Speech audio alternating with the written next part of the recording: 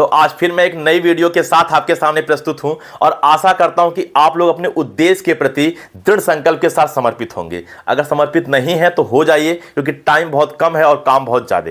आज मैं आप लोग को बताने वाला हूं कि क्लास 12th के बाद अगर आप गवर्नमेंट जॉब चाहते हैं तो ऐसी 5 कौन सी गवर्नमेंट जॉब होगी जिसमें सैलरी आपका करीब 20,000 से 2.5 लाख रुपए तक होगा। तो आज मैं आपको 5 गवर्नमेंट जॉब के बारे में बताने वाला हूं कि इसमें आप किस किस पोस्ट पे काम कर सकते हैं, हर साल कितनी वैकेंसीज निकलती है, इसका एज लिमिट क्या होगा, क्वालिफिकेशन क्या होगा और अंततः आपको बताऊंगा कि इसमें सैलरी कितना होगा। तो ठीक है स्टूडेंट, आज इन 5 गवर्नमेंट जॉब के बारे में देखेंगे एक एक करके। और अगर इसमें आपको कोई डाउट या समस्या आएगा तो आप बेझिझक कमेंट भी करेंगे। तो चलिए स्टार्ट करते हैं आज का वीडियो। हेलो दोस्तों, मैं अनूप राय, मेरे चैनल स्पार्क अप क्लासेस पे आप सभी का स्वागत है। तो आप लोग स्टार्टिंग में तो सुन ही चुके होंगे कि आज मैं क्लास 12th के बाद 5 टॉप गवर्नमेंट जॉब की बात करने वाला हूं। तो बातों को ज्यादा घुमा के नहीं, सीधे मुद्दे की बात करें तो और सबसे पहले गवर्नमेंट जॉब की बात करें तो पहला गवर्नमेंट जॉब आपका है एनबीई, यानी कि नेशनल बोर्ड ऑफ एग्जामिनेशन।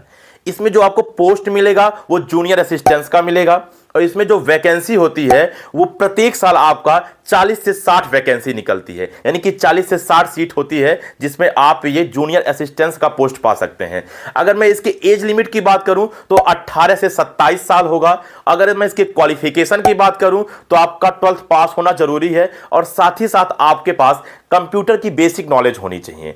और अगर मैं इसकी लास्ट सैलरी की बात करूं, जो कि हर एक बच्चा सुनना चाहेगा, तो इसकी सैलरी आपका मिनिमम 19,900 होगा और मैक्सिमम आपका 63,200 तक होगा, यानी कि 19,900 से लेके 63,200 तक इसमें सैलरी होगा। तो ये मेरा पहला गवर्नमेंट जॉब हो गया। अब हम बात करेंगे अपने दूसरे गवर्नमेंट जॉब की। तो अगर हम दूसरे गवर्नमेंट जॉब की बात करें तो दूसरा गवर्नमेंट जॉब आपका एसएससी सीएचएसएल है, यानी कि कंबाइंड हायर सेकेंडरी लेवल।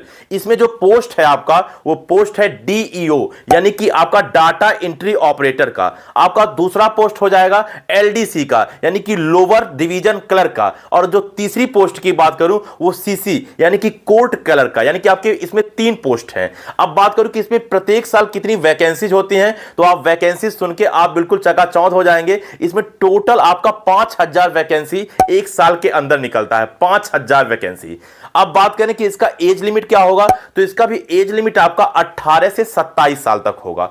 बात करें सर क्वालिफिकेशन, तो क्वालिफिकेशन वही क्लास 12th पास आउट होने चाहिए, यानी क्लास 12th पास आउट के बाद आप इस फॉर्म को भर सकते हैं। बात करें सैलरी का, तो आपका इसका सैलरी करीब 19,000 से 81,000 तक होगा इसमें, यानी 19,000 से 81,000 तक आप सैलरी उठा सकते हैं। अब बात करेंगे तीसरे गवर्नमेंट जॉब की।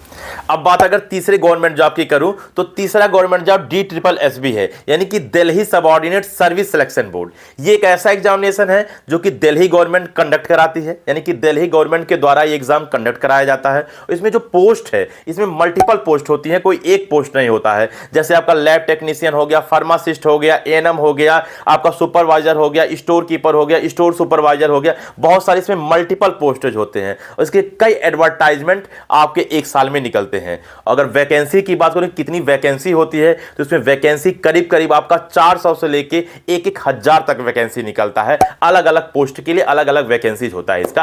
अब बात करूं अगर इसकी एज लिमिट, इसका भी एज लिमिट आपका 18 से 27 साल होगा। क्वालिफिकेशन 12th पास आउट होने चाहिए। और बात इसकी सैलरी की करूं तो इसकी सैलरी आपका 27,000 से लेके 92,000 तक होगा। तो ये मेरा तीसरा गवर्नमेंट जॉब था। अब बात करेंगे हम चौथे गवर्नमेंट जॉब की। तो अगर आप बात हम चौथे गवर्नमेंट जॉब की करें तो चौथा गवर्नमेंट जॉब डीडीए है, यानी कि आपका दिल्ली डेवलपमेंट अथॉरिटी है। अगर इसके अंतर्गत पोस्ट की बात करें तो इसमें जो पहला पोस्ट आपका है वो एलडीसी का है, यानी कि आपका लोअर डिवीजन क्लर्क का है। दूसरा पोस्ट आपका जेई का है, यानी कि जूनियर इंजीनियर का है। और तीसरा पोस्ट इसमें स्टेनोग्राफर का है, यानी कि इसमें 3 पोस्ट हैं। अब बात करें कि एक साल में कितनी वैकेंसी इसमें निकलता है, तो एक साल में इसमें आपके टोटल 70 से लेके 100 वैकेंसी होते हैं।